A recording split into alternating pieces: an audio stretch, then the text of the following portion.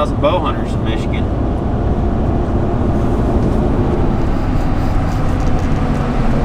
Smell them? Marsh? Give him an update, old son. You give him an update. No, the light's better on you up there. No, it's not. Yeah. You're just looking for an excuse not to talk. That's true. Almost 8 o'clock. We just arrived. I think the Tethrd guys are here. Is anybody else here that you know of? Oh, Dan and Joe are here. Oh, they're probably in the woods then. Dan and Joe got here at like noon. I think Ted's the one that's going to get the tag, who's behind the camera, and then the rest of us will kind of disperse out and edit and film and do whatever else that needs to be done. But it's going to be a busy week. I never really responded until we got about 15 guys. That's my fault. Just do everybody a favor and stop touching things, Aaron, unless you're told. Sorry about that, Greg. No, well, we're gonna figure out how to get stuff here. Hey guys, I'm also supposed to tell you we got new merch on the website at thehuntingpublic.com. Bunch of new stuff. There's all kinds of new stuff, new hats, Restock stuff. t-shirts, restock stuff, leather patch hats. Got another kayak coming, so just check it out.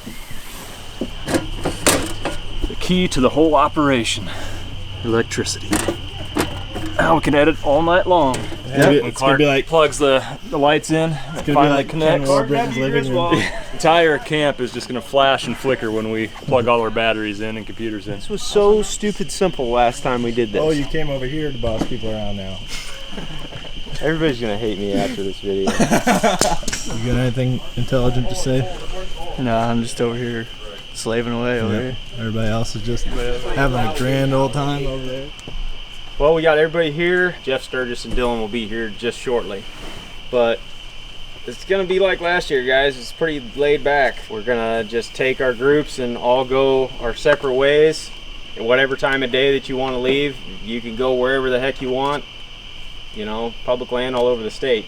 You can hunt 20 minutes down the road, or you can drive 3 hours down the road if you want to, like the crazy clown man over here.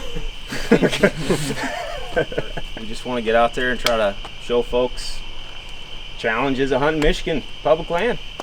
And on the videos, guys, it's going to be 4 main teams that we're covering throughout the challenge. Team from the Hunting Beast, these guys, and team from Whitetail Habitat Solutions. That's Jeff and Dylan will be here in a little bit. A team from Tethrd, and then a team from THP, which the Bucket Hat Man is going to get a tag wherever he's at. Right here. Teddy. You know, other folks in camp here. Ted Bright's here. Yes. Adrian's on his way up. We're gonna have other buddies in camp. John Eberhardt's over here, but you just had shoulder surgery, right, John? Yes. Yep. I was just working out before I came here, actually, rehabbed in the basement. Yeah, we're just gonna show you guys as much Michigan public land bow hunting content as we can in the next week. Can I say something? Well, yeah. Because I know there's been a lot of bad blood. Dan, nice to meet you. Oh boy. I wouldn't say bad blood, but on Facebook there's a lot of splattering. Isn't there always? Yeah, and check out everybody's channels too, guys. We're gonna have all the links posted down below in the description for all these guys, and we're gonna have content going up right here, as Greg said, but they're also gonna have videos posted to their channel too. So check it out. Okay, small. So he can hunt out back.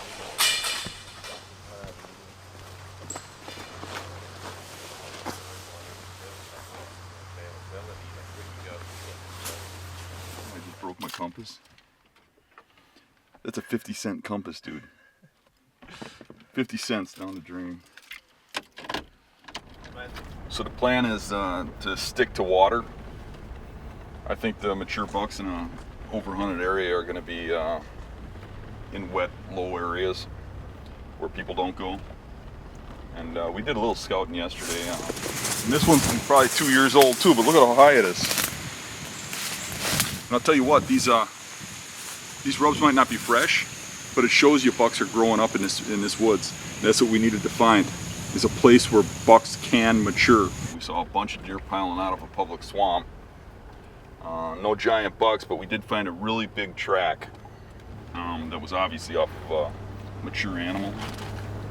And place looks like it's deep water and some little fingers and islands, kind of same kind of terrain me and Joe come from.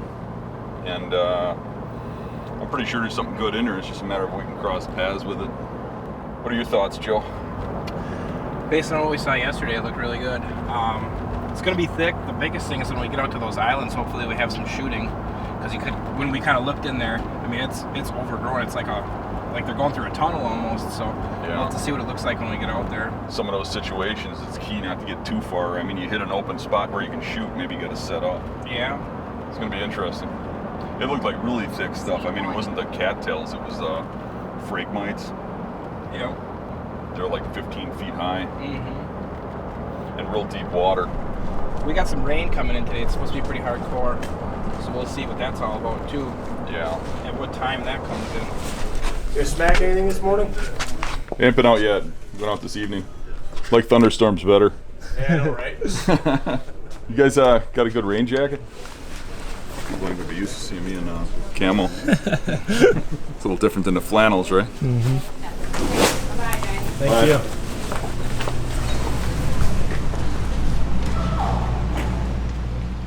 So we saw a good trail right here. Cross, and Joe actually noticed it coming down right from here someplace. Right there, see it? Yep. And then the trail actually goes across. We followed the tracks right up into the turnip field. Yep. Out of the public, and there's a lot of good tracks, but they all look like they're small. Like a 1.5 year old buck. This is where we've been seeing all the deer come out.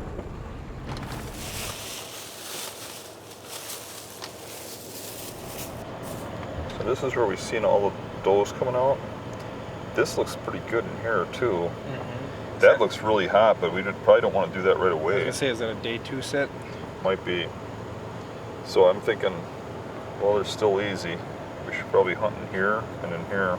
Okay. So what we should do is we should probably first scout this edge and look at the deer trails coming out, where they're coming out, what they look like, and then decide which one's going up what. And if one don't look good, maybe we go beyond, and maybe then we look at that island, right? Yep. So why don't we just put our boots on and take a walk?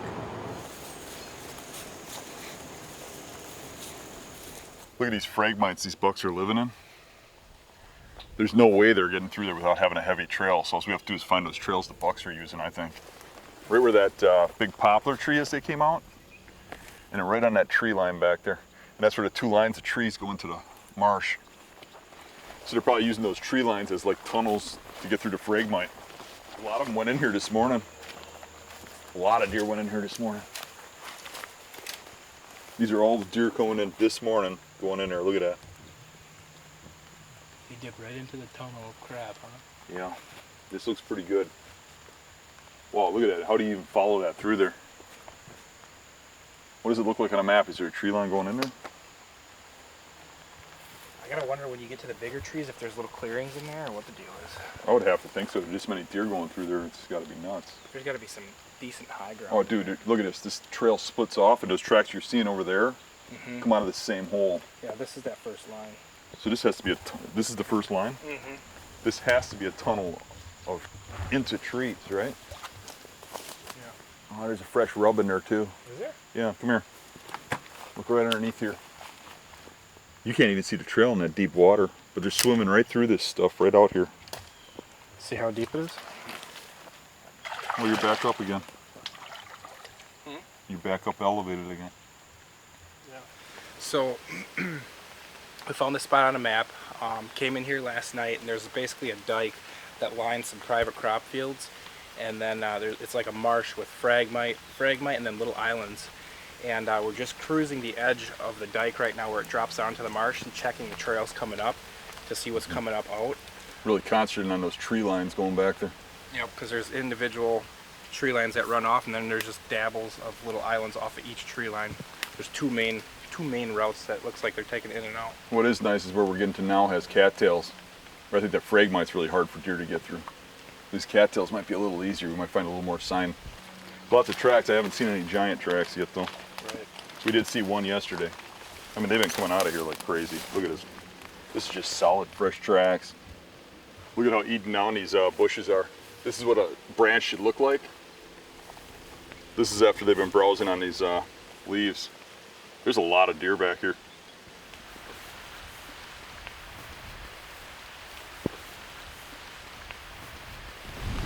So, I mean, that's what you're looking at, Joe, where the trail's coming across. Yep. And looking at here where I got open cattails to look over, that tree line there is the tree line that we had the other 2.5-year-old track coming out of. Yep. Everything meets at that island. That might be it. I mean, maybe you do want to go for that little island of trees right there. Okay. This is ridiculous. There's lightning. It's thundering like crazy. We're gonna get soaked. It's 11 o'clock and we have to drive with our headlights on. It's too dark to see. Yeah, we can't even see. I don't even know. The sound is probably terrible with the rain. But we were gonna head to a couple other new spots, but they're all getting hammered too. The radar is awful, so I think we're just gonna try to wait it out and see how it goes. Opening day, getting rained out, kind of sucks. Yeah, and I mean, this isn't like sit through it rain. This is like danger lightning in a tree rain. Yeah.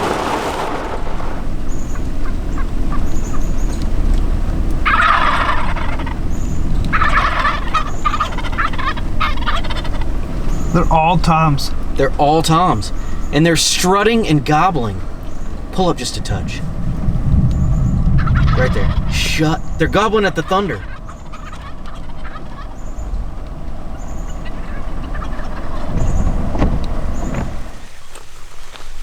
Our strategy is to focus on this. Well, one of our strategies is to focus on this Michigan hunting access program, which is actually pretty cool. They lease private land and then allow open access to hunters, which is pretty cool. Most of the ones that we've looked at are pretty small, anywhere from 5, 10, 20 acres up to 50 or 60 acres, most of them. And then they have different limitations. Some of them you can small game hunt, you can waterfowl on, some of them you can do all sorts of stuff. There was one that I really liked, but it was only open to bird hunting and turkey hunting. So we had to mark that one off the list. But we're here at one today. It's only like 50, 60 acres, 40 or 50 acres, something like that. I can't remember. You just have to come in, sign in, and they only allow 4 hunters. It's a small parcel of land, so I get it. So if you're one of the first 4 to sign in, you got the place to yourself almost. So that's what we're gonna do. We're gonna really try to key in on this hunting access program land. So like 30 seconds ago, I was like, hey Ernie, you don't have to back out of this giant dirt road. You could just turn around, right? And he's like, nah, I'm good. He fell off the road. I don't even think I got ropes or anything that would get us out of there. Yeah, we're not getting out of there easily, so we gotta go find help. We gotta go knock on a farmer's door. We gotta go knock on doors. Look at this. It's just straight. Look at that. And it's so soft. It's so soft. I just dropped down 8 inches. If we pull off this front hook, I think we have a better chance at popping the front end out. I agree.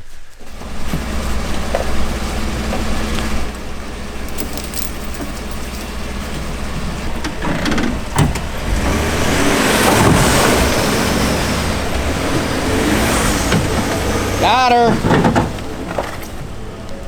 You're out. Look at this. We're at the first spot we wanted to check out. Geared up. It's freaking nasty. It's raining so hard. But we're here. I'm gonna give it a go. Go check out a couple of these swamps, see what we see. Maybe there's gonna be a spot we can go set up and hunt.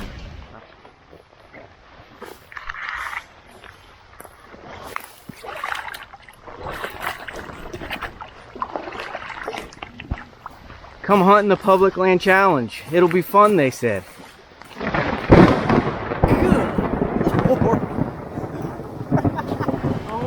the edge right there. Go. Couple of them.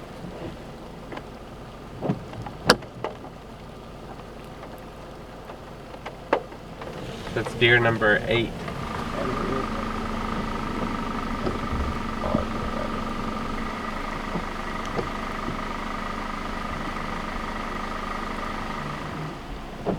Right off of public. Right on the edge, though. So this chunk right in front of us is huge. Yeah, really big.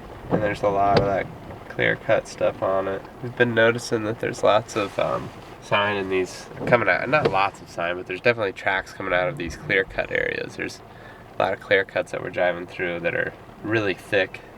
Probably wouldn't be able to see very far even if you're up in a tree, but you're talking about potentially getting up and observing them and then being able to jump down and move, and so, especially some areas where there's patches of open.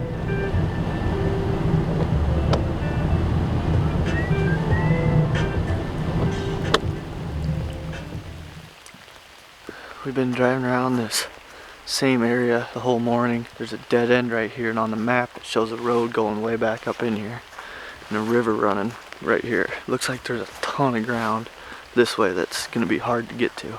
As the crow flies, it's 6/10 of a mile to like the center of this piece, and this river would be easy to paddle. Like, let's go.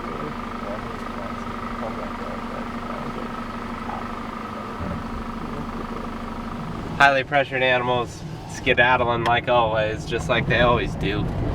Living on that public land, you know, they tore out of there like a bat out of heck. Well, it's a good thing. I mean, there's deer on the public, so we now know that that's a spot that we should mark and definitely dive into. I think that we had interest in it already, but that helps. So yeah, for sure. One of the perks of being in the backcountry elk hunting is we've got leftover mountain houses. So we just fired up the old jet boil here, boiled some water, and we're having lunch here on this access trail on the back of the car.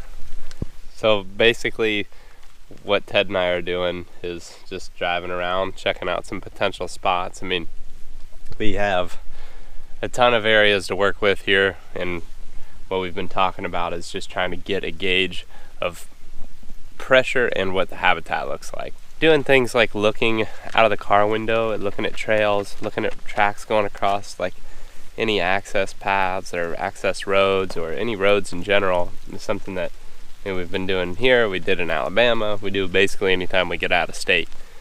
We have to learn the land a little bit, and the first day driving around always seems to be the best time to do that. And luckily today we've got just pretty bad weather. I mean, just rainy. So for our camera stuff, it definitely isn't as ideal of a situation as a dry day, but we're just covering some ground, hanging loose. You know, if we see something that, you know, if we see a buck or something, we'll go after it, obviously, and we're ready to go hunting. We got the gear on, but maybe some guys are doing more boot scouting, and I think that can be important. But like Ted said, we just don't know exactly what we want to target yet, so we're just getting a feel for all of the options out there.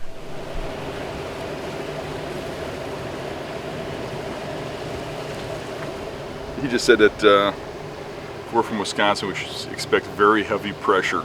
Did he really? Yeah.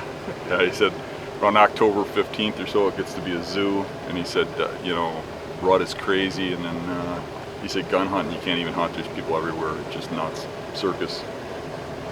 That's exact words, circus. You in mode? I'm ready to kill. Chest hair's popping out. Yeah, you're going shirtless under the rain jacket, huh? Yeah, we soaked our shirts earlier, so that's what we gotta do. I'm gonna go back in and, you know, get as far as I need to get. I think I might start kicking deer if I get too far back. I think the bigger stuff might be bedding out by those islands, but if I kick all those does we were seeing, I think there could be a stampede out there. All right, good luck. All right, shoot straight. Yeah.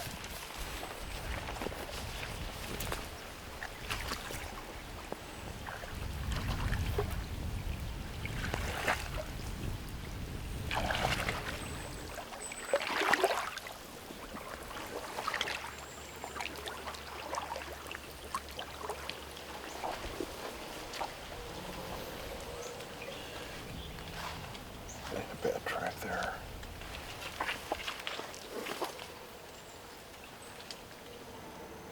Looks like it's pretty thick in there. I don't know if we can get set up in there. We might have to set up right here.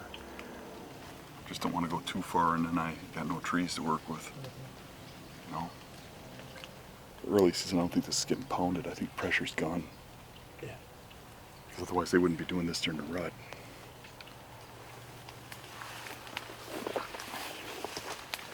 Look at this, every tree that can be roped, it has been roped. Oh, here's another bed. We're kind of pushing our luck, but we'll find out.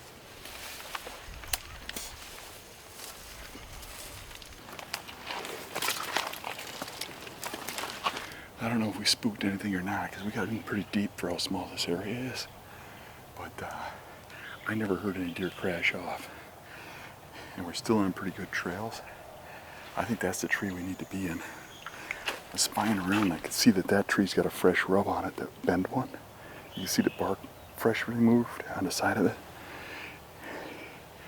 And there's a trail there, a trail here, a trail there.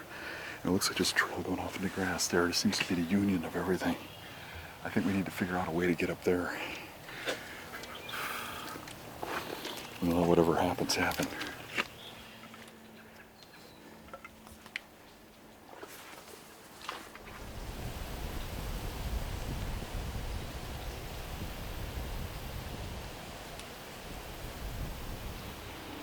So we picked this spot out on a map back home. Came here last night and we were going to scout a little bit, but we got here with like an hour, hour and a half of light left, and deer were already pouring out of here into the fields over there. And this is really deep water swamp, phragmites and stuff, and there's little islands of trees and peninsulas, and there's just a couple fingers that come out here. And it seems to me that any bucks that want to come out of here have to use these fingers of land to travel. Doesn't look like anybody's been coming back here at all. Joe went way back where we got the bigger tracks, and he went up the finger over there on the other side of phragmites. And it was these two main fingers that the deer were coming down. Kind of like hunting with Joe, because we can really take a swamp like this and rip it apart in a day. And really, once you get in here, the deer know you're hunting them. So him going on that side, me going on this side is a do or die thing. We either get them or we don't, and move on to the next swamp, and don't waste time. We can just methodically go through an area and really hunt it down. There aren't too many people you can find that are good to hunt with, like team guys. You really got to have somebody that's on the same page as you, that hunts like you, and Joe's like that. And he understands all the principles and stuff. And I can bounce ideas off of him, he can bounce ideas off of me, and we can trust each other. You know, we go in as a team and make decisions together, and you need that. You gotta have somebody you can trust, and that's actually harder to find than what you'd think. You hear them in this rain and stuff, so I'm ready. But it's point blank. Those trails are pounded.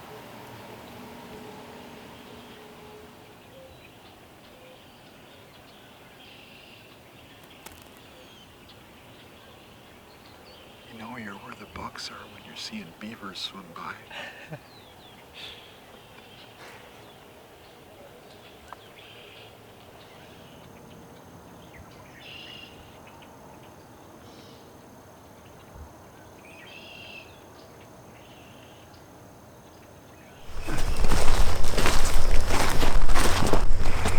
We're finally at our first hunting spot. We went to 2 or 3 different spots and struck out.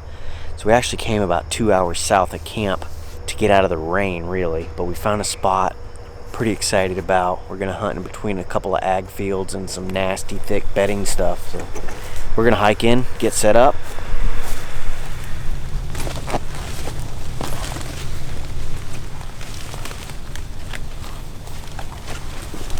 Alright, we're sitting on a tree on the edge of a swamp.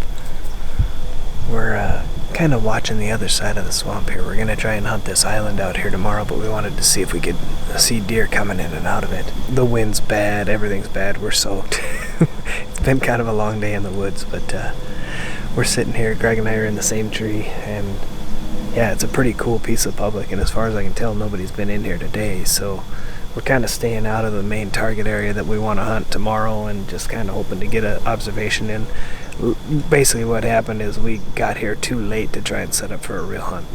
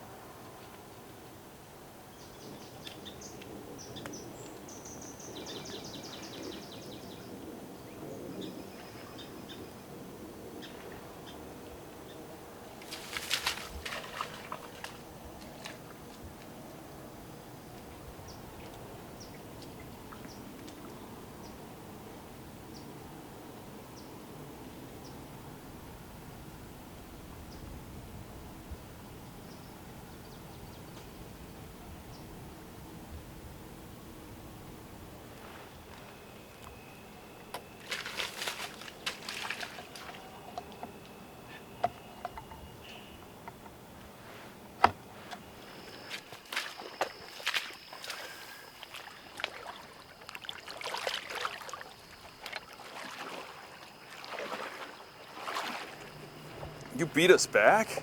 I got my tail kicked out there. Did you even hunt? Not really. Oh. Define hunting. I had my bow with me. Did you get in a tree at all? No. You shouldn't have went so far in, probably. Yeah. Well, the problem is, I read the map wrong. So basically that red brush, it's like an hourglass. It goes down and then gets big again. Right. When I was looking at it, it looked like there were trees right where the hourglass got tight. Yeah. And I'm like, I'll get to those trees. So I went through it. And when I got to the hourglass, I didn't realize it. And that's actually, the bedding was just on the other side of the hourglass. And I jumped one up and I got in there and it's all rubbed. And there's one big dry bed and I jumped them out of there. You might have, you know, later in the week, if we're not onto something, maybe sit it further back. If the wind wasn't coming like it was, if the wind does anything but what it's doing, there's actually a tree I can get way up in on the other side, and it would be a poke. It'd be like a 40-yard shot, but you could see him laying in his bed. Kind of neat the way it lays out. And if he's not in that bed, there's some beds behind it, and he'd come through.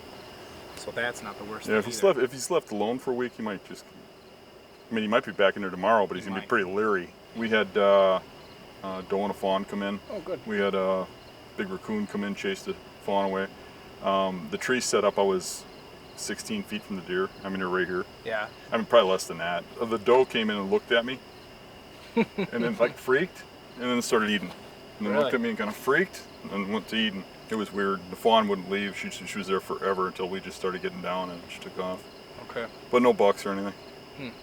Did you ever get eyes on him? Just heard him? No, he was sneaky. He smelled me for sure. He smelled me and saw me, and I stood right where he was, and you could tell he was just watching me. And then when I got past me, it was kind of. He let you go past and then darted. Yep. Yep. The way that hourglass is, the main trail runs up the middle of it. And when he boogered on me, there's a real faint trail that goes down the very edge of it along the, what do you call that grassy stuff? The phragmite. The phragmite. He's got like a little tight trail that he runs down through there, and there's one rub on that trail. So he's using that trail. All the other deer are going up the middle probably, and he's got that little trail sliding down the edge. And that's how he boogered out. Everything is so wet that he's literally got one spot he can lay. I ripped my waders. Yeah, mine. I went over up to my crotch. Mine had holes in them, both of them. That was pointless, huh?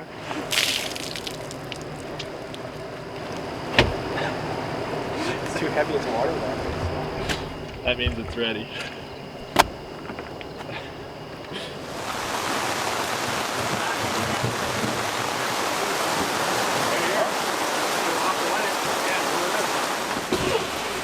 Y'all folk in here? It sucks out there. It's Nice. a river, like swamp literally a moccasins. river going under the tent. So Had to move in the camper because there's a frog strangler out there, so came in here and now we're just chatting about our day. Dan probably knows how to strangle a frog. I did get some really cool footage of Dan with the snake today. If it didn't make the video yet, we got to throw that in there right now. So.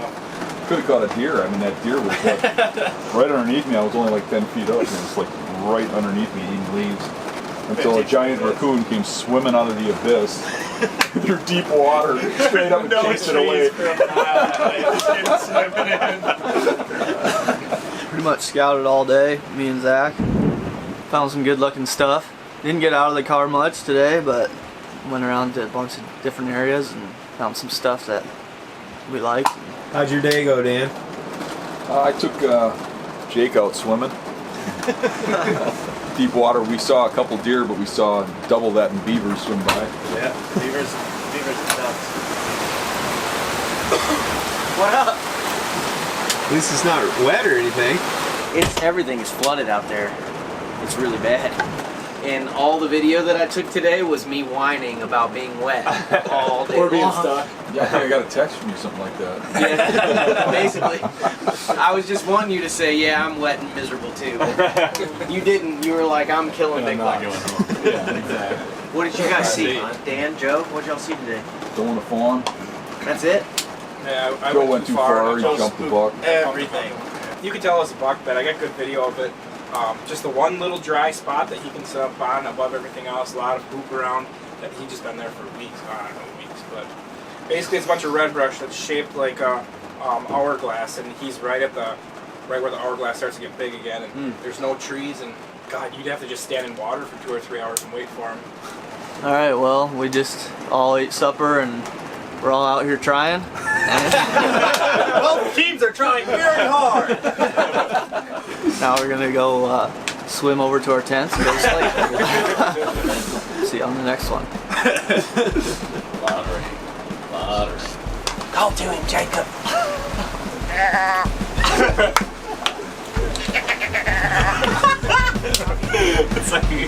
It's like a novel.